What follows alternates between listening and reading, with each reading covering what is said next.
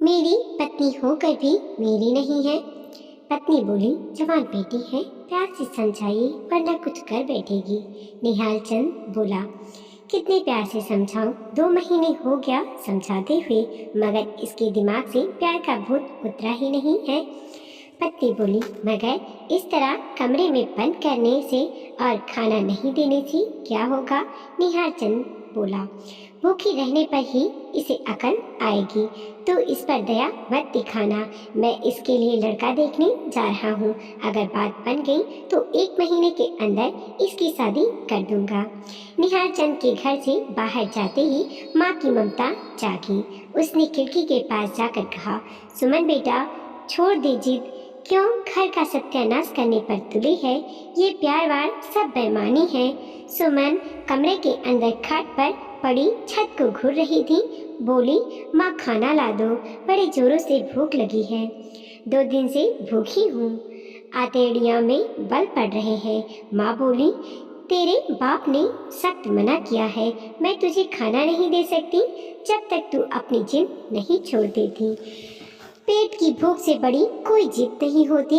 इस कारण सुमन टूट गई। बोली, खाना ला दे मम्मी, मैं फिर से उसका नाम भी नहीं लूंगी, तुम्हारी कसम। माँ ने तुरंत पति को फोन मिलाया और कहा, वह मान गई है, खाना खिला दूं क्या? पति ने कहा, खाना खिला दे, मगर कमरे से बाहर मत निकलने देना। इतना सुनते ही वह बेटी को खाना खिलाने लगी। 2 दिन की भूखी सुमन भी खाने पर टूट पड़ी। निहाल चंद की 2 बेटियां और 1 बेटा था। उन सब में सुमन सबसे बड़ी थी। अभी वह 19 साल की ही हुई थी कि बहक गई। मोहल्ले के एक लड़के से प्यार में पड़ गई। लड़का एकदम आवारा था। वह निहाल चंद को आंखों देख नहीं सुहाता था। लड़के का नाम ध्रुव था। उसका बाप विदेश में कमा रहा था। बेटा उसके पैसों से ऐश कर रहा था। जिस कॉलेज में सुमन का एडमिशन करवाया उसी में वह पढ़ता था, मगर सुमन से 2 क्लास सीनियर था। वैसे तो निहाल चंद ने अपने बच्चों को कड़े अनुशासन में रखा था, मगर बेटी ने कॉलेज में एडमिशन होते ही फोन की जिद पकड़ ली थी। सुमन की माँ ने भी कहा कि बेटी जात है, फोन रखेगी तो पता रहेगा कहाँ है। इस कारण मजबूर उसे फोन दिलाना पड़ा। सुमन छोटी बहन के साथ कॉलेज जाती थी। छोटी बहन 12वीं में पढ़ रही थी। दोनों के स्कूल और कॉलेज एक ही कैंपस में थे, इसीलिए आते जाते समय तो उसे आज़ादी नहीं मिलती थी, मगर फोन पर ना जाने कब वह ध्रुव के नजदीक आ गई। सुमन हर समय फोन पर चिपकी रहती थी। निहाल चंद को शक हुआ तो उसने बेटी का फोन चेक कर लिया। उस दिन सुमन की खूब पिटाई हुई और उससे हमेशा के लिए फोन छीन लिया गया, मगर फिर भी सुमन उस लड़के से कॉलेज में बात कर लिया करती थी। एक दिन तो हद ही हो गई जब वह चुपके चुपके रात को घर से भागने जा रही थी। तब निहाल चंद ने उसे कपड़ों से भरे बैग के साथ पकड़ लिया। उसके बाद उसका कॉलेज जाना बंद कर दिया और एक कमरे में बंद करके उसको ताला लगा दिया। एक पिता के लिए बेटी का इस तरह का व्यवहार एक बड़े सदमे की तरह होता है और प्यार में पड़ी बेटी भी विद्रोही हो जाती है। उसे माता पिता जल्लाद लगने लगते हैं। वह पूरी तरह विवेकहीन हो जाती है।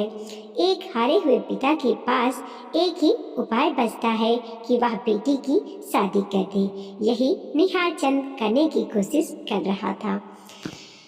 जिस लड़के को वह देखने गया था वह लड़का उसे पसंद आ गया। लड़के का नाम हर्ष था। उसके पिता का देहांत हो चुका था। पिता सरकारी कर्मचारी था।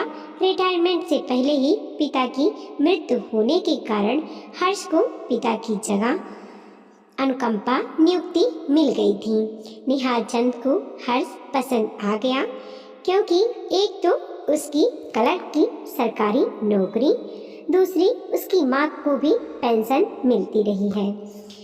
जब हर्ष सुमन को देखने आया तो दोनों को आमने सामने बिठाकर बातचीत करवाई गई। डरी सहमी सुमन ज़्यादा बात नहीं कर सकी, मगर हर्ष को सुमन की मासूमियत भा गई। उसने शादी के लिए हाँ कर दी। हर्ष के हाँ करते ही उसी समय पंडित को बुलाकर शादी का मुहूर्त निकलवाया गया। ठीक 1 महीने बाद सुमन की शादी होना तय हो गया। सुमन पर हर समय पहरा लगा रहता था। जब हर्ष ने फोन पर सुमन से बात करनी चाही तो निहाल चंद ने अपनी 17 वर्षीय छोटी बेटी से कहा कि वह सुमन बनकर बात कर ले और कम से कम बात करने की कोशिश करे। इस तरह कड़ी निगरानी के बीच 1 महीना गुजर गया और सुमन की हर्ष के साथ शादी हो गई। जब सुमन बिना कोई हंगामा किए घर से विदा हो गई तो निहाल चंद ने चैन की सांस ली। जब पहली रात पर हर्ष सुमन का घूंघट हटाने का प्रयास करने लगा तो वह बिफर गई। बोली, मुझे छूना मत, मैं किसी और की अमानत हूँ। ये सुनकर हर्ष तो जैसे पत्थर का हो गया था। उसे कुछ समझ में नहीं आ रहा था कि ये सब क्या हो रहा है। काफी देर शौक में रहने के बाद वह बोल पाया, ये क्या बक रही हो तुम?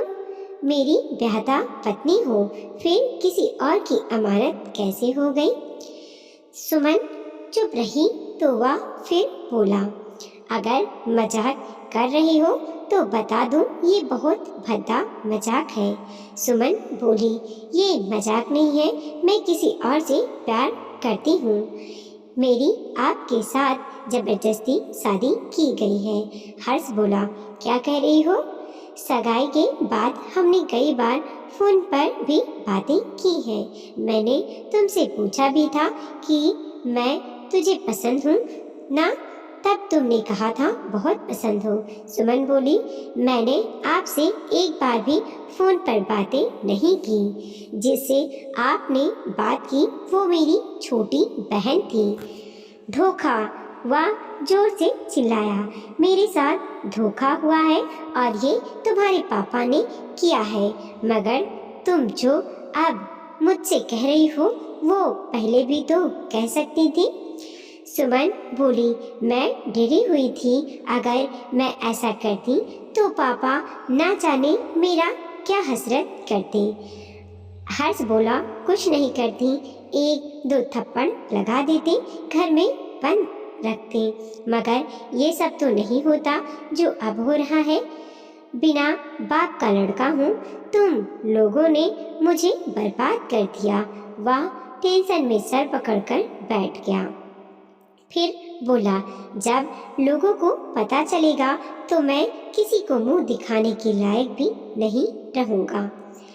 लोग मुझ पर हंसेंगे। तुम लोगों ने मुझे कहीं का नहीं छोड़ा, मगर तुम ये बताओ अब मुझसे क्या चाहती हो? सुमन चुप रही, कुछ ना बोली। वह फिर बोला, ऐसा करो, अभी मेरे घर से निकलो, मैं तुम्हें एक पल भी अपने घर में नहीं रखने वाला। सुमन डरते हुए बोली, इतनी रात को मैं कहाँ जाऊंगी जी? वह बोला, कहीं भी जाओ, मगर मेरे घर से निकलो। अगर तुम यहाँ बैठी रही तो मेरा सर फट जाएगा। सुमन घूंघट हटाकर बोली, प्लीज आज रात यहाँ रख लो, सुबह चली जाऊंगी। हर्ष ने जब उसकी आंखों में आंसू देखे तो उसे उस पर दया आ गई। बोला, ठीक है, सुबह होते ही चली जाना। उसके बाद वह सो गई, क्योंकि कई रातों से वह ढंग से सो नहीं पाई थी। नवंबर का महीना था, सर्दी शुरू हो चुकी थी। सुमन घुटनों को छाती से लगाकर गठरी से बनी सो रही थी। हर्ष को उसकी हालत पर तरस आ गया, इसीलिए उसने कंबल निकालकर उसे उड़ा दी। जब कंबल ओढ़ते हुए निशा ने करवट ली तो उसका चेहरा हर्ष की तरफ हो गया। वह उसके चेहरे को गौर से देखने लगा। कितनी मासूम चेहरा है। वह तो उसे देखता ही उसे प्यार कर बैठा था। उसके दिल में एक हुक सी उठी कि ये मेरी पत्नी होकर भी मेरी नहीं है। थका हारा हर्ष भी बेड के एक कोने में सो गया। सुबह जब उठा तो उसने देखा सुमन बेड पर नहीं थी। ये देखकर हर्ष का कलेजा धक धक करने लगा। वह जल्दी में कमरे से बाहर निकला, फिर सुमन को घर में तलाश करने लगा। जब वह पूजा घर में पहुंचा तो उसने देखा सुमन माँ के साथ पूजा घर में बैठी पूजा कर रही थी। पूजा करते वक्त सुमन ने एक नज़र हर्ष पर डाली तो हर्ष चेहरे के उड़े हुए रंग को छुपाते हुए थोड़ा सा मुस्कुरा दिया। बदले में सुमन ने भी थोड़ी सी मुस्कुराई। फिर हर्ष वापस कमरे में आकर अपनी उखड़ी सांसों को समेटने लगा। हर्ष ने महसूस किया कि अगर सुमन चली गई तो सब कुछ खत्म हो जाएगा। रात को तो वह यूं ही गुस्से में उसे घर से चले जाने के लिए कह रहा था, मगर हकीकत में सुमन का चले जाना वह सहन नहीं कर सकता था। वह ठंडे दिमाग से सोचने लगा कि कैसे वह सुमन को रोके। उस समय हर्ष को पापा की बहुत याद आई, क्योंकि उसके पापा उसके दोस्त की तरह थे। वह सोचने लगा अगर पापा होते तो जरूर इस समस्या का समाधान निकाल देते। हर्ष 24 साल का बच्चा ही तो था। पापा की याद आते ही उसकी आंखों में आंसू आ गए। वह बुदबुदाया, जिंदगी के बहुत बड़े भंवरे में फंस गया हूँ पापा, अब आप ही कोई राह सुझाव दो। अचानक कमरे में सुमन आ गई। सुमन को देखकर हर्ष ने झट से मुंह फेर कर आंसू पोंछ डाले। सुमन उसकी तरफ प्रसाद बढ़ाते हुए बोली, थोड़ी देर बाद चली जाऊंगी। हर्ष धड़कते दिल से बोला, कहाँ जाओगी? वह बोली, घर से बाहर जाकर उसे फोन करूंगी, फिर वह मुझे लेने आ जाएगा। वह बोला, उससे आखिरी बात कब हुई थी? वह बोली, 1 महीने से ऊपर हो गया। हर्ष ने आश्चर्य जताते हुए पूछा, हमारी सगाई के बाद उससे बातें नहीं हुई क्या? सुमन ने ना में गर्दन हिलाई। हर्ष ने फिर से पूछा, क्यों नहीं हुई? सुमन बोली, मुझे बात करने का मौका ही नहीं दिया गया। हर्ष बोला, कैसा आशिक है ये? तुम्हारी सगाई हो गई, फिर शादी हो गई और उसने एक बार भी कोशिश नहीं की तुमसे मिलने की। अगर उसकी जगह मैं होता तो जबरदस्ती तुम्हारे घर में घुस आता। सुमन बोली, आप मेरे पापा को नहीं जानती, चमड़ी उधेड़ देते उसकी। मगर हर्ष बोला, एक बात बोलूं? सुमन बोली, क्या? हर्ष बोला, तुम कुछ दिन यहीं रुक जाओ। मेरी नई नई शादी हुई है तो बहुत बदनामी होगी, लोग मुझे गले से भी नहीं निकलने देंगे। तुम कुछ दिन बाद चले जाना, मैं तुम्हें टच नहीं करूँगा, हम दोस्तों की तरह रहेंगे, प्लीज रुक जाओ। इतना कहकर हर्ष ने उसके सामने दोनों हाथ जोड़ दिए। सुमन बोली, कितने दिनों तक रुकना होगा? हर्ष बोला, 2 महीने तक रुकना ही होगा, फिर मैं तुम्हें तलाक दे दूंगा। एक वकील मेरा अच्छा दोस्त है, आपसी सहमत से वह हमारा जल्द ही तलाक करवा देगा, तभी तुम उससे विधिवत रूप से शादी कर पाओगी। सुमन बोली, ठीक है। इतना सुनते ही हर्ष के चेहरे पर खुशी झलकने लगी। फिर दिन गुजरने लगे। हर्ष सुमन को ज़्यादा से ज़्यादा खुश रखने की कोशिश करता था।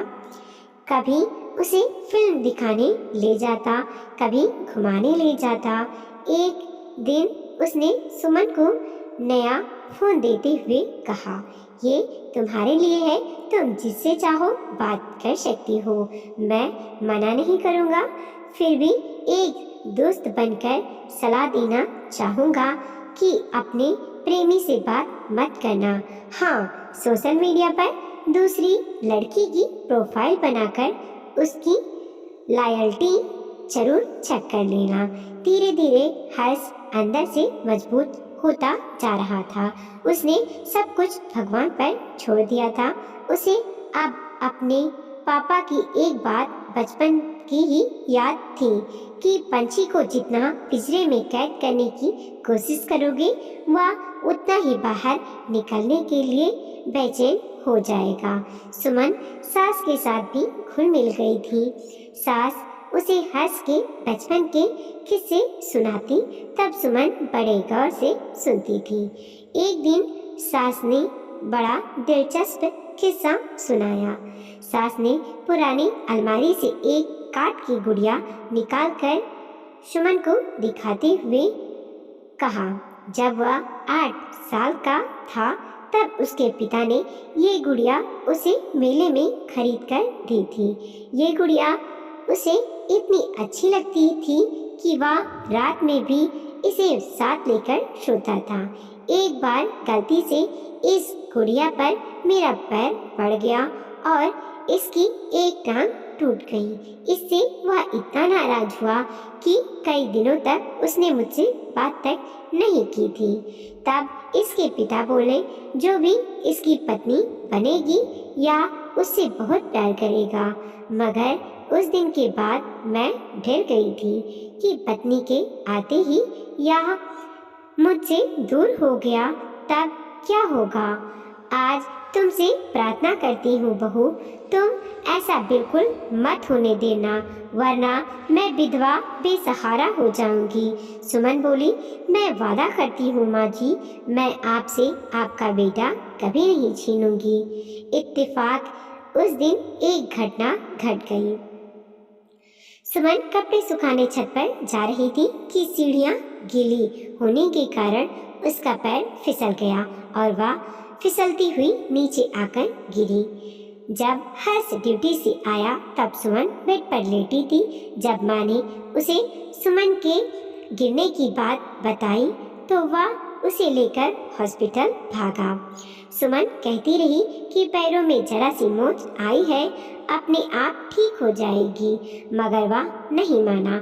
हॉस्पिटल में कई जांच करवाने के बाद जब डॉक्टर ने कहा मोच ही है, तब जाकर हर्ष को तसल्ली हुई। सुमन ने महसूस किया जैसे वह काट वाली गुड़िया है और हर्ष वही बचपन वाला हर्ष। घर आने पर सुमन बोली, कितनी बार कहा था कि मोच ही है, मगर आप माने ही नहीं, बेवजह पैसा फूक आए ना। हर्ष बोला, 2 महीने की मेहमान हो, कल को मुझे याद करोगी तब महसूस करोगी कि सनकी था। सुमन बोली, अब सनकी नहीं हो जी, आप बहुत ही सुलझे हुए इंसान हो। हर्ष बोला, मुझे याद करोगी? सुमन बोली, हाँ बहुत। हर्ष बोला, अपने प्रेमी की लॉयल्टी चेक करी क्या? मैं नहीं चाहता तुम मुझे छोड़कर गलत हाथों में पड़ो। सुमन बोली, एक बात बोलूं? हर्ष बोला, क्या? सुमन अपना मंगलसूत्र दिखाते हुए बोली, जब से ये गले में है किसी और के बारे में सोचने का मन नहीं करता है। हर्ष ने मंगलसूत्र को पकड़कर कहा, लो इसे मैं निकाल देता हूँ, मैं नहीं चाहता कोई अनचाही बंदिश तुम्हें रोके। सुमन ने हर्ष का हाथ मंगलसूत्र से हटाते हुए कहा, आप इसे निकालने का मन नहीं करता जी।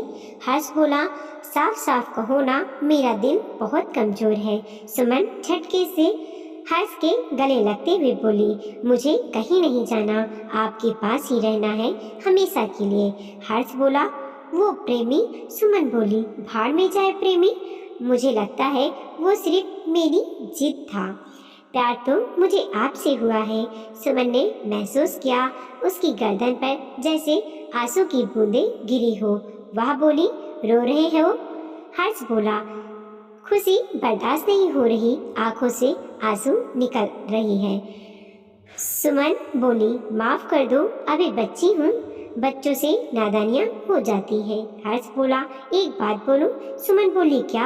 वह रुलाई को दबाता हुआ बोला, तुम चली जाती तो मैं जी ही नहीं पाता। सुमन ने झट से उसके ओठों पर हाथ रख दिया। बोली, चुप रहो, आप दोनों एक साथ खुश हैं। वीडियो को लाइक कीजिए, कमेंट कीजिए और अपने दोस्तों के साथ जरूर शेयर कीजिए। चैनल पर नए हैं प्लीज़ सब्सक्राइब कीजिए और देखते रहिए मोटिवेशनल